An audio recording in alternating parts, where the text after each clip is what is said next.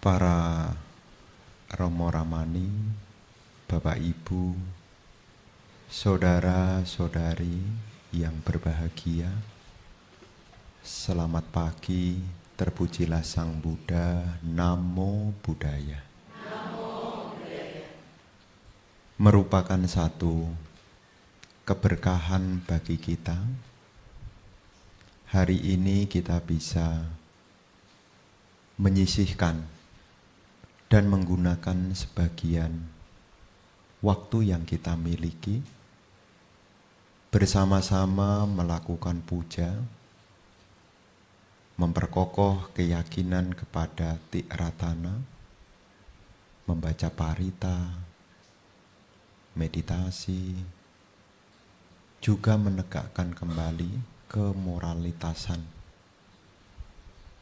Dan menjadi satu keberkahan tersendiri, hari ini kita juga punya kesempatan untuk kembali merenungkan Dhamma, ajaran dari Guru Agung Sang Buddha. Para bapak dan ibu, saudara-saudari sekalian, di dalam kutipan yang termuat di dalam syair Dhammapada, disebutkan bahwasanya tumhehi kijang matapang tatagato atakharo. Disebutkan di sana bahwasanya Sang Tathagata hanyalah penunjuk arah. Engkaulah yang harus berusaha. Dari syair Dhammapada ini, sebetulnya kita memperkokoh keyakinan kepada Buddha, Dhamma, dan Sangha, supaya kita memperoleh, yakni arah, tujuan, kemana yang akan kita tuju. Seperti kalau sebuah perjalanan ibu bapak, perjalanan itu akan menjadi mudah. Perjalanan itu juga tidak mengalami banyak ketersesatan jika di dalam perjalanan itu kita punya panduan yang jelas, sehingga kita tinggal mengikuti. Seperti kalau di zaman modern semacam ini, panduan jelas bisa mengandalkan Google Map atau pakai Waze. Kenapa seseorang mengandalkan alat itu? Supaya dia juga bisa menghitung tentang jarak yang akan ditempuh, rute yang akan dilewati, dan akhirnya dia akan sampai di tempat tujuan tanpa banyak kesulitan. Nah, sama seperti apa yang kita dekatkan kepada Dhamma, itu adalah sebagai panduan. Karena Sang Buddha itu adalah penunjuk arah. Dhamma-dhamma yang Sang Buddha ajarkan itu menjadi penunjuk arah. Dan disinilah sebelum kita berangkat, disinilah waktunya kita merenung, berpikir mau kemana. Kalau ibu bapak mau berpergian, pasti sebelum ibu bapak berpergian, ibu bapak tidak tiba-tiba jalan aja. Mau kemana, Cik? Udah jalan aja lah, nanti juga sampai. Nang mau kemana? Udah, nggak usah tanya, jalan aja. Betul begitu? Enggak. Ya. Ketika Anda mau berpergian, di situ sebelum Anda melangkahkan kaki, di situ Anda sudah merenung. Mau kemana ya pagi ini ya? Apakah ke rumahnya Cik D? Ya, apa ke rumahnya Kode? Ya. Ya. Atau mau ke Wihara Dhammapala? Nah, ketika di situ ada sebuah pemikiran mau kemana, disitulah kaki kita juga melangkah. Nah, dalam samsara ini ibu bapak, kita juga harus berpikir. Tidak hanya menghabiskan waktu, ya hidup dijalani aja dah. Kan sebagian ada orang punya anggapan begitu. Nggak usah mikirin repot-repot, udah jalani aja. Nanti juga habis sendiri kok. Udah jalani aja, nggak usah dipikir berat-berat. Tersesat loh. Maka sebelum kita menjalankan kehidupan ini, kita juga harus berpikir, sebetulnya saya ini mau kemana? Apakah menuju jalan kebahagiaan? Ataukah menuju jalan penderitaan? Ataukah menuju jalan kebebasan? Apakah ibu bapak pernah terpikirkan mau kemana? Ataukah hanya berpikir, ya yang penting berbuat baik aja? Apakah demikian? Kalau sampai Anda berpikir demikian, pikiran Anda mesti Anda luruskan. Jangan berpikir yang penting berbuat baik. Harus ada arah mau kemana. Kenapa? Karena kemana kita pergi itu diawali dari kita punya pikiran. Maka sebelum kita melangkah lebih jauh, mungkin kita mendengar dhamma. Berulang-ulang pokoknya berbuat baik, berbuat baik, berbuat baik. Terus ditanya, mau kemana Ci? Udahlah pikir belakangan. Nanti ibu bapak akan timbul penyesalan. Berapa banyak orang yang sudah berbuat baik kemudian dia menyesal? Berapa banyak?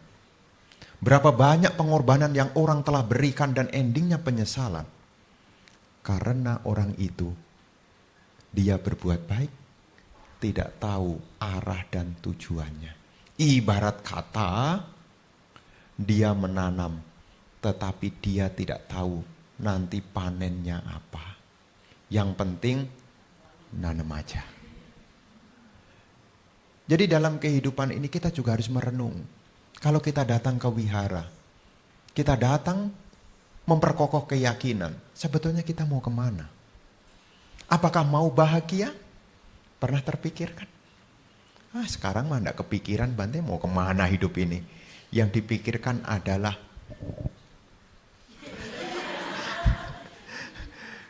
jadi belakangan ini orang melakukan ibadah, orang melakukan meditasi.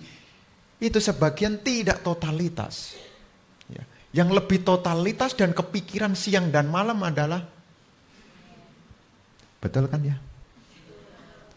Gimana nih supaya nambah? Ketika ditanya sebetulnya arah hidupmu apa? Udah jalani aja lah, enggak usah tanya.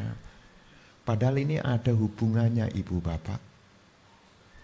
Ketika kita menjalani kehidupan ini kita juga harus merenungkan. Merenungkan tentang kemana kita akan melangkah. Mau ke alam bahagia? Ataukah mau ke alam menderita? Ataukah mau mencapai keterbebasan? Mungkin yang keterbebasan sudah kepikiran belum? Belum. Alam bahagia kepikiran belum? Belum juga. Alam menderita? Belum juga. Berarti Anda punya pandangan keliru. Pandangan keliru apa? Menganggap setelah kematian tidak ada apa-apa. Namanya ucedaditi. Pandangan keliru bahwasanya setelah kehidupan tidak ada apa-apa. Sehingga apa? Waktu hidup tidak terpikirkan pilih yang mana. Kenapa? Soalnya punya pandangan bahwasanya ya nanti kalau hidupnya selesai ya selesai. Tidak ada apa-apa. Itu pandangan keliru. Dalam dhamma disebut sebagai ucedaditi. Jadi anggapan setelah kehidupan ini tidak ada apa-apa. Sehingga tidak kepikiran tentang kemana yang akan dituju. Nah kalau ibu bapak mendengarkan dhamma, ibu bapak akan tahu, oh ternyata ada alam bahagia loh, yang disebut dengan alam surga. Alam surga yang dekat dengan alam manusia namanya alam Catu Maharajika. Di atas alam Catu Maharajika ada alam Tawatingsa. Di atas Tawatingsa ada alam Yama. Di atas alam Yama ada surga Tusita. Di atas surga Tusita ada surga Nimarawati. Di atas alam surga Nimarawati ada alam surga yang disebut dengan Paranimita Wasawati. Jadi kalau kita mendengarkan dhamma, kita tahu ya, kita tahu ada tempat yang lebih daripada yang di sini. Yaitu alam bahagia. Dan perumah tangga, salah satu doanya perumah tangga nih, kalau hidup doanya 3, kalau setelah mati doanya 1. Ya, iya kan? Kalau hidup kan doanya 3, semoga kaya. Ya kan kalau hidup kan begitu. Semoga kaya. Bukan, punya nama bagus. Umur panjang. Ini kalau hidup. Kalau hidup pasti ini. Kalau sudah tidak hidup, semoga lahir di alam bahagia. Jadi kalau sekarang masih hidup, ya harus punya gambaran. Mau enggak ke alam bahagia? Dan Sang Buddha sudah menunjukkan jalannya. Bahkan beliau telah memberi gambaran bagaimana makhluk-makhluk itu lahir di alam bahagia. Ada alam namanya Tawatingsa. Pemimpinnya adalah Dewa Saka. Dewa Saka itu sudah Sotapanna. Nah, Dewa Saka. Ya. Di surga Tawatingsa itu Sang Buddha membabarkan dhamma kepada ibunya. Ya. Ini alam. Makanya di dalam kehidupan ini kita juga harus berpikir. Saya pun juga mikir loh. Kalau enggak mikir lupa loh lama-lama jadi biku ini. Lama-lama lupa juga mau ngapain, coba bayangin kalau lama-lama. Ya, setiap minggu ceramah. Sebetulnya jadi biku suruh ceramah. Kan tidak. Lama-lama bisa lupa juga loh. Sebetulnya jadi biku mau ngapain ya. Kalau enggak ingat tuh bisa lupa juga loh. Ya. Kita sebagai ibu bapak, sebagai upasaka upasika juga kalau enggak merenungkan juga lupa juga loh. Jadi upasaka upasika sebetulnya ngapain ya? Lupa juga loh. Wong bantainya aja bisa lupa kok. Apalagi ibu bapak kalau tidak merenung. Ya, merenung. Sebetulnya saya menjalani kehidupan menjadi bikun tujuannya untuk apa? Kalau menjadi upasaka upasika tujuannya untuk apa? Dan Sang Buddha telah menyebutkan di berbagai uraian ada kebahagiaan yang lebih tinggi daripada kebahagiaan surgawi. Adalah kebahagiaan bebas dari kemelekatan. Jadi Sang Buddha sudah menunjukkan kepada kita. Dan inilah kita merenung. Ya Bante, saya tidak mikir jauh-jauh. Yang penting sekarang saya bahagialah. Saya juga punya anggapan kalau saya berbuat baik kan di sini bahagia, nanti pun juga bahagia, betul. Jadi kalau Anda ingin nanti di alam yang bahagia, dalam kondisi yang bahagia, syaratnya adalah Anda mesti berbuat baik. Kenapa kita perlu berbuat baik diulang-ulang? Karena kita punya tujuan, bukan tanpa tujuan. Ada tujuannya. Datang ke wihara ini ada tujuannya juga loh. Bukan karena tidak enak sama Ibu Yaya, apalagi ada Romo Imran. Amrin. Oh sekarang A ya, dulu Ai kok ya. Ya. Saya tidak enak, pokoknya hadir lah. Hadir. Kan tidak. Kita datang ke sini pun juga harus ada tujuannya. Ya Bante, kalau saya baca di rumah itu tidak konsentrasi. Kalau baca pareta di rumah, bisa enggak? Bisa. Meditasi di rumah bisa enggak? Bisa. Tapi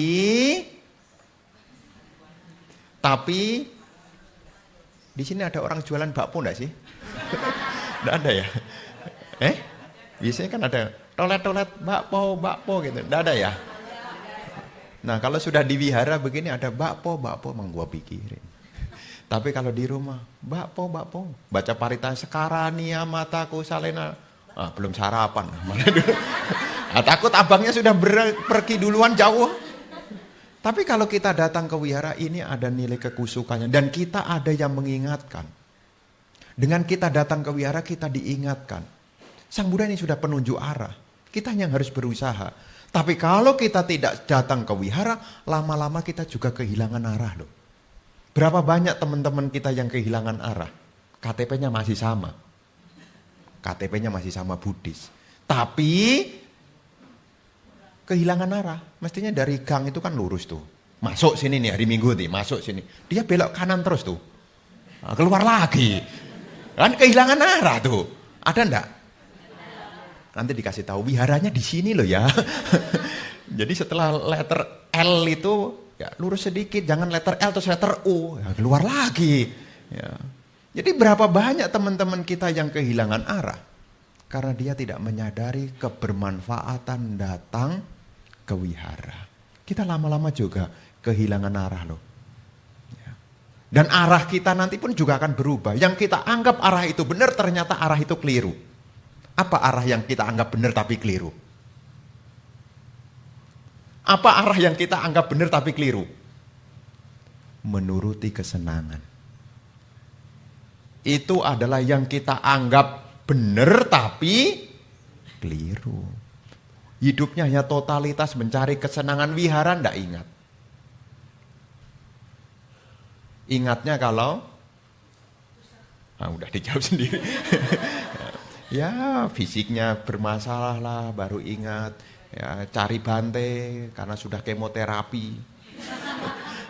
Cari Bante. Ya. Apa ada seperti itu? Ada. Ya masih mending kalau sebelumnya dia sudah punya bekal kebaikan-kebaikan. Lah kalau tidak punya, dia bisa kehilangan arah. Itulah kenapa kita juga sangat punya karma baik sebetulnya. Hari Minggu punya kesempatan untuk datang ke wihara. Ini karma baik loh. Dan karma baik ini hendaknya kita rawat. Jangan kalah dengan kesenangan. Karena hari Minggu itu dari pagi sampai malam hiburan ada di mana-mana. Teman jalan juga banyak. Teman ke wihara. Tapi Anda jangan sampai lengah. Ya, jangan sampai lengah. Nanti bisa kehilangan arah. Ya. Maka penting bagi kita untuk datang ke wihara. Kenapa? Supaya kita kembali ke arah lagi. Kan Sang Buddha sudah penunjuk arah. Wong ditunjukkan arah aja bisa salah arah. Apalagi tidak bertanya soal arah. Maka ibu bapak saudara-saudari sekalian, di saat kita mendengarkan dhamma seperti ya mungkin Romo, mungkin Ramani, mungkin Bante, mungkin Atasilani, sebetulnya kita diingatkan lagi. Tidak ada niatnya menggurui. Karena dhamma itu penunjuk arah, bukan siapa yang lebih pintar. Tapi ini dhamma itu setelah dikasih tahu seperti orang yang telah ditunjukkan arah. Siapa cepat berjalan, dia akan sampai duluan. Ya, setelah dikasih tunjuk arah. Yang punya arah sekalipun, yang sudah tahu arah kalau tidak melakukan, juga tidak capek apa-apa juga. Tapi minimal, kita sudah punya arah. Karena Sang Buddha adalah penunjuk arah. Di dalam khotbah-khotbah dhamma itu, Sang Buddha menguraikan tentang arah-arah. Mau hidup bahagia, ada jalannya. Mau memperoleh nama yang baik, ada jalannya. Jadi Sang Buddha sudah memberi petunjuk, pilih yang mana, pilih yang mana. Dan dhamma itu setelah didengarkan, dhamma itu dipraktekan. Ya namanya sebutannya kan upasaka. Upasaka itu artinya orang yang duduk dekat. Ya, upasaka itu artinya orang yang duduk dekat. Upa plus asati. Dari kata upasati menjadi upasaka. Kalau laki-laki, kalau wanita upasika. Upa itu artinya dekat. Asati itu duduk. Dari kata asana ini, tempat duduk namanya. Jadi upasaka, upasika duduknya dekat. Maksudnya apa? Duduknya dekat. Mengikuti jejak sang guru. Duduknya dekat. Makanya kalau dekat-dekat kan nular. Nah, kan bahasa motivator kan begitu kan. Mau sukses mesti kumpul orang sukses. Mau rajin mesti kumpul dengan orang rajin. Mau males. Mau males kumpul. Benar kan ya? Dengan siapa kita berdekat, disitulah kita juga akan menjadi.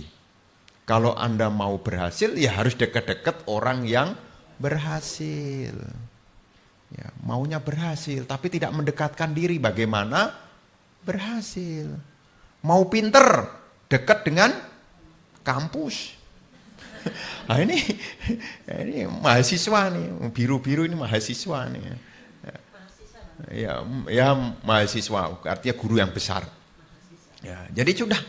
Jadi kalau mau pintar ya harus dekat ya dengan yang pintar. Mau berhasil ya harus dekat dengan yang berhasil. Nah, kita ini datang ke wihara menjadi seorang upasaka, upasika kan dekat sang guru. Supaya apa? Meskipun kita tidak menjadi sama Sang Buddha, minimal kita dapat bagian sedikit menjadi orang yang tercerahkan. Ya, tercerahkan. Inilah gunanya mendekat. Dan dhamma itu bukan hanya berhenti pada belajar. Dhamma itu dipraktekkan. Karena Sang Buddha penunjuk arah. Kalau sudah tahu arahnya, kalau tidak dipraktekkan, ya tidak sampai-sampai. Makanya supaya praktek itu kita butuh dua. Nah, dalam praktek ini butuh dua. Seperti ibu bapak bisa datang ke wihara butuh dua. Satu, butuh mata. Betul kan ya? Anda bisa sampai sini ini butuh mata. Dua, butuh kaki. Kalau kita tahu wihara Dhammapala di Grendeng Pulo, hanya melihat wiharanya di mana sana. Sampai enggak sampai sana? Enggak. Kenapa? Kakinya enggak jalan. Tapi kalau ada kaki saja, enggak punya mata, bisa kecemplung.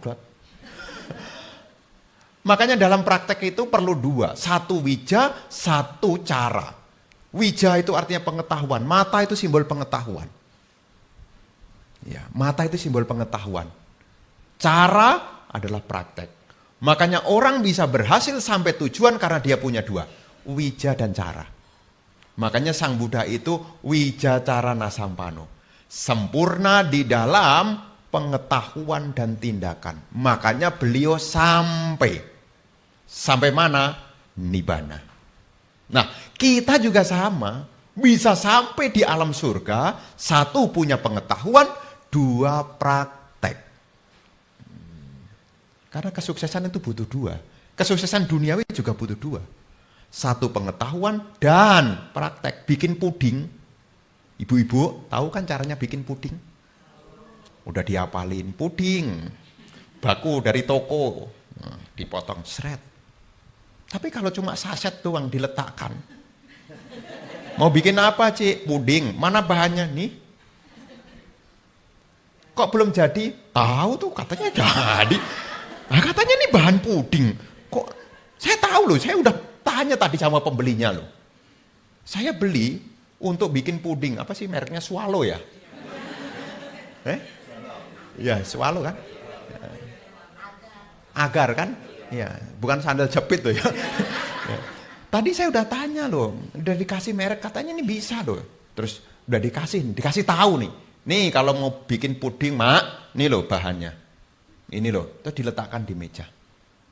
Suaminya pulang kerja. Masak apa, Bu? Puding. Mana? Di meja. Loh, kok belum ada pudingnya? Loh, tadi saya udah bilang, katanya ini bahan untuk bikin puding. Udah tungguin aja, nanti jadi kok. Tungguin. Sampai besok pagi jadi enggak? Enggak. Jadi enggak? Kalau punya pengetahuan saja tidak akan pernah jadi. Makanya Sang Buddha itu penunjuk arah. Supaya apa? Tahu. Kita punya wija pengetahuan. Tapi untuk mewujudkan pengetahuan itu, kita juga harus praktek. Setelah dapat swallow tadi, agar swallow tadi dipotong, nah, kemudian masukkan ke air, diaduk ke air panas itu, ya, kemudian diademin. Nah, udah biarin aja tuh. Nanti dia akan beku. Kalau beku nanti bisa dimakan. Benar kan caranya begitu? Ini kira-kira nih soalnya nih. Kira-kira nih soalnya nih. Karena saya perhatikan mak saya kalau dulu buat kayaknya begitu dah. Saya pantau dari jauh kayaknya begitu dah. Ya, saya enggak ikut-ikutan kayaknya begitu dah. Jadi kita bisa mewujudkan, bisa mencicipinya setelah kita punya dua. Pengetahuan dan tindakan. Hari ini ibu bapak menambah pengetahuan. Mau kemana? Ini pengetahuan nih. Mau kemana? Mau yang bahagia atau mau keterbebasan? Ini pengetahuan. Dan Sang Buddha telah menunjukkan jalannya. Jalannya apa? Kalau mau mencapai kebahagiaan tetap jalannya 3. Sila, samadhi, panya. Jadi ketika kita mau mencapai kebahagiaan, dikepalai oleh perilaku yang bagus. Dan perilaku ini bukan hanya dibaca panatipata, wiramani, sika, padang, samadhiyami, lalat lewat kemudian ter. Kapan hari baca parita nih cerita nih, baca parita di rumah orang. Ya. diundang Patik Dana ceritanya. Sore-sore di Jakarta Barat, bukan Tangerang, Jakarta Barat. Nah, baca kemudian nyamuknya itu banyak. Ya, banyak. Nah, kemudian umatnya itu bapak-bapak itu. Nah, semula duduk di sana. Saya baca parita, dia berdiri. Terus dia ngambil raket. Kolong-kolong itu dicari begitu. Kolong-kolong dicari begitu, kolong-kolong. Terus istrinya bilang, "Enggak boleh, ada bante." "Oh, ada bante enggak boleh ya?" Oh. Sebagian dari kita pun juga belum punya pengetahuan. Sehingga apa? Prakteknya pun juga keliru juga. Berarti membunuh nyamuk itu enggak boleh kalau ada bante. Berarti kalau bante enggak ada, itu apa namanya? Pengetahuannya tidak muncul. Ya. Makanya kalau penglihatannya tidak jelas, langkahnya keliru juga. Sama lah. Ya, kalau kita matanya ini tidak jelas, melangkahnya juga keliru juga. Sebagian dari kita sekalipun juga kalau tidak diulang-ulang pengetahuannya, prakteknya juga salah. Itu contohnya tadi. Ya. Kalau ada bante tidak boleh. Nah, jadi kalau ada bante tidak boleh. Padahal ada bante maupun tidak ada bante mestinya latihan untuk dihindari. Mestinya kan begitu. Tapi biasanya orang sih saking kadang-kadang nih lucunya orang percaya diri untuk berbuat jahat, ragu-ragu untuk berbuat baik. Biarlah saya nanggung karmanya. Daripada ibu saya menderita digigit nyamuk, biarlah saya nanggung karmanya. Ada yang begitu, micaditi. Seolah-olah bodhisatta. Berkorban demi makhluk lain. Nah, tapi dia mengorbankan makhluk lain. Ada, soalnya saya ketemu umat loh. Ngomong begitu. Bante kalau di rumah ada nyamuk, saya jadi eksekutornya. Saya berkorban jangan sampai orang tua saya digigit. Lebih baik saya menderita. Berbuat buruk, dia percaya diri. Dia berbuat buruk, dia percaya diri. Giliran diajak berbuat baik, ragu. Ayo ikut latihan, kamu kan enggak ada kegiatan, Sabtu ikut meditasi. Maaf Bante. Maaf, dia bilang, maaf Bante. Padahal enggak ada yang salah. Ini kan ajakan, maaf Bante, belum bisa. Ya. Loh kenapa? Kalau ikut meditasi kelamaan tuh kaki saya pegel. Lah wong Bante bertahun-tahun jadi biku juga kalau meditasi kelamaan ya pegel. Jawabannya apa? Sebetulnya dia kalau diajak berbuat baik ragu. Tapi kalau diajak berbuat jahat percaya diri. Ini kan namanya pandangan keliru juga. Ibu bapak kalau diajak berbuat baik percaya diri atau ragu-ragu? Kalau diajak berbuat buruk percaya diri atau ragu-ragu? Ini kalimatnya diperjelas nih. Kalau Anda diajak berbuat baik, ragu-ragu atau percaya diri?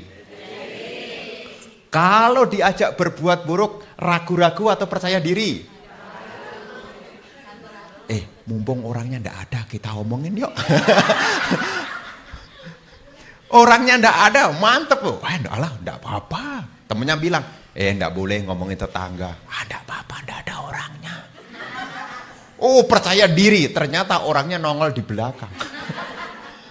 Ya kadang-kadang kita tidak sadar juga loh.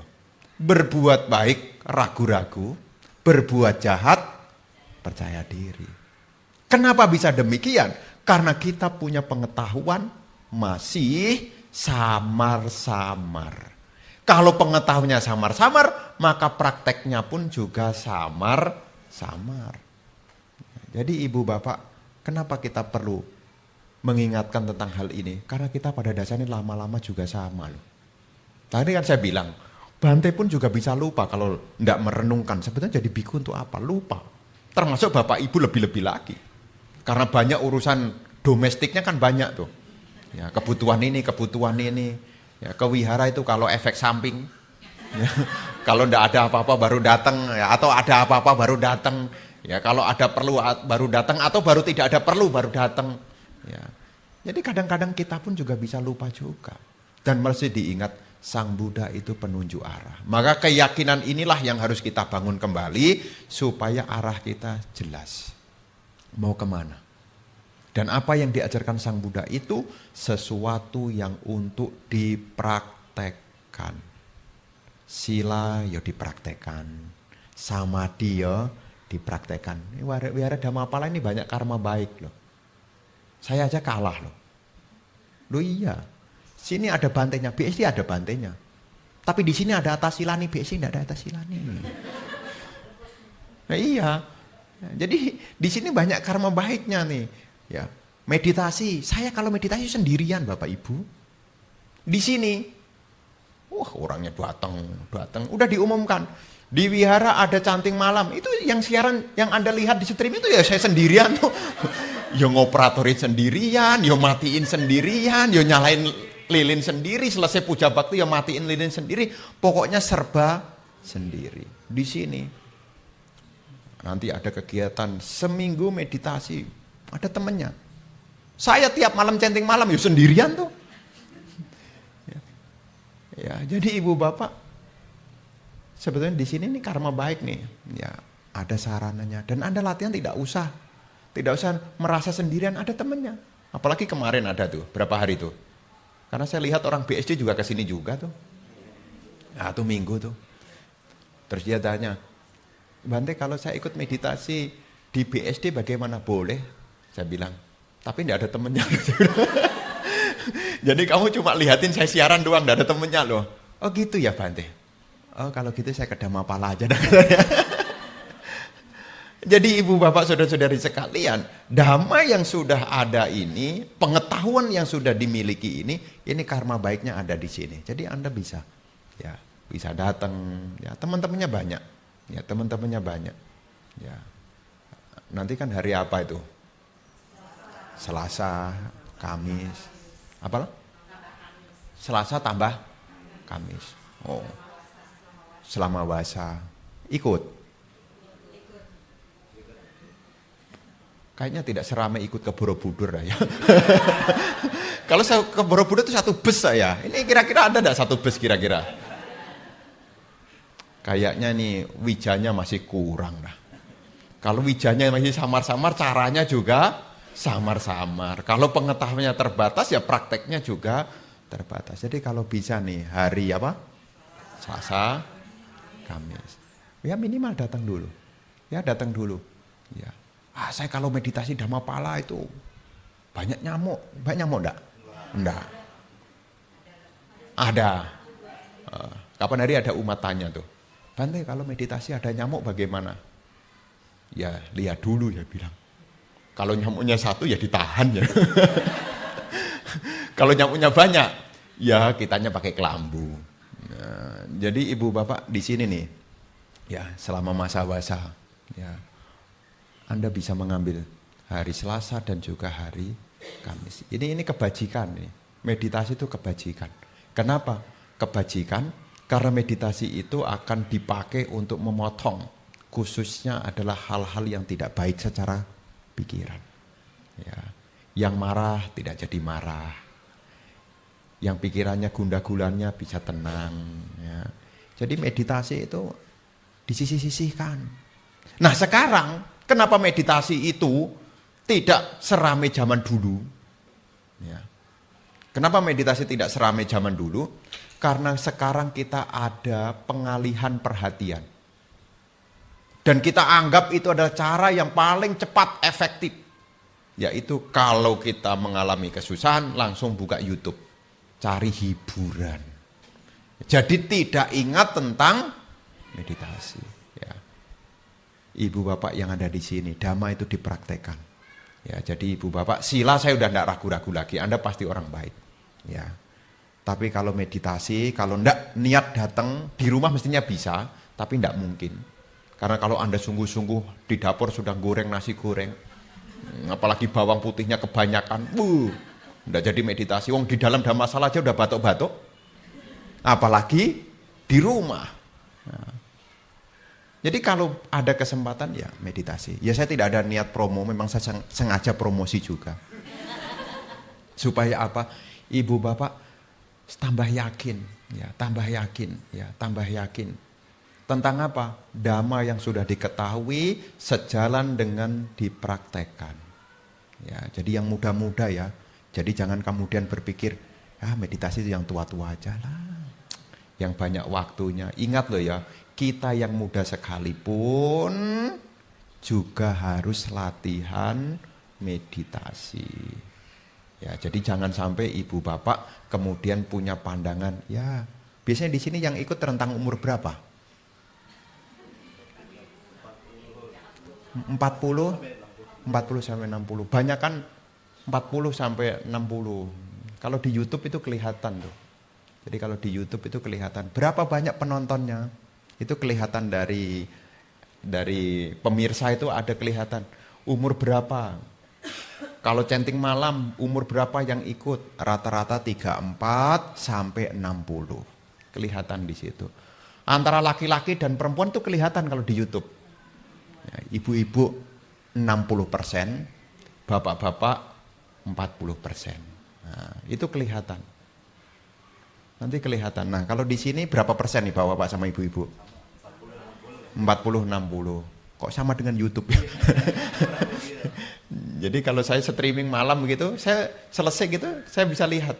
Saya bisa cek siapa yang ngikutin, dari mana, ya. Apakah ada domestik, apa internasional, itu kelihatan. Ya, kelihatan. Ya, berapa durasi dia sekali nonton itu kelihatan di situ. Jadi bisa mempelajari. Oh, ternyata penontonnya yang muda juga ada. Ya, ada. Jadi ya hampir ya di muda juga ada. Ya, takutnya nanti cuma isinya yang 60 ke atas. Takutnya kan itu. Ya, tapi ternyata tidak. Jadi ada yang 34 sampai 50 itu lebih banyak, hampir 60% di situ. Ya, jadi di sini juga sama. Sebisa mungkin juga. Ya, ini karma baik nih. Mumpung ada. Ya, mumpung ada. Karena kesempatan itu ya kalau ada ya digunakan dengan sebaik mungkin. Pengetahuan ya dipelajari. Ya, karena Sang Buddha itu hanya penunjuk arah kok. Kalau kita yang tidak berusaha, ya Sang Buddha tidak bisa menghantarkan kita sampai di sana. Ya, kita tidak bisa kemudian datang kemudian kita pokoknya pasrah kepada Sang Buddha, kemudian Sang Buddha nanti bawa kita ke alam surga gitu ya, enggak. Ya. Dengan kita mengikuti ajaran Sang Buddha, maka kita akan sampai. Makanya ajaran Sang Buddha ini selain pengetahuan, ajaran Sang Buddha itu untuk dipraktekkan. Karena kita akan sampai tujuan ketika kita punya pengetahuan dan pengetahuan itu dipraktekkan. Ini harus direnungkan. Ya, direnungkan. Ya, direnungkan. Dan yang paling awal tadi, setiap hari mesti direnungkan. Sebetulnya saya ini mau kemana ya? Mesti direnungkan. Ya, supaya apa? Kita jadi lebih mantap. Ya. Jangan yang dipikirkan cuma zaman sekarang itu. Ya, zaman sekarang. Ya, pokoknya yang dipikiran nanti apa ya. Jadi yang kepikiran begitu. Ya, maka sebisa mungkin ya ibu bapak ya pagi-pagi mengingat ya tentang dhamma-dhamma yang sudah dipelajari sebagai ya perbekalan. Jadi ini yang saya sampaikan di pagi hari ini sebagai pengingatan supaya ibu bapak makin tambah pengetahuannya. Ya, dan juga setelah punya pengetahuan ya jangan lupa dipraktekkan. Ya, inilah yang ingin saya sampaikan di hari ini. Nanti bersambung lagi di jam 12. Ya, jam 12. Ya kan? Ya. Jam 12 nanti temanya adalah tua itu pasti, bahagia itu pilihan. Ya, jadi yang sudah tua ikut, yang bakal tua ya supaya nanti tahu juga. Hari ini temanya ada 2. Sang Buddha sebagai penunjuk arah yang pagi dan yang siang adalah tua itu pasti, bahagia itu pilihan. Ya. Inilah yang ingin saya sampaikan. Sekali lagi terima kasih atas perhatiannya. Sampai ketemu di jam 12. Kalau masih. Kalau masih. Ya, semoga semuanya berbahagia. Sabbe sata bhavantu sukitata.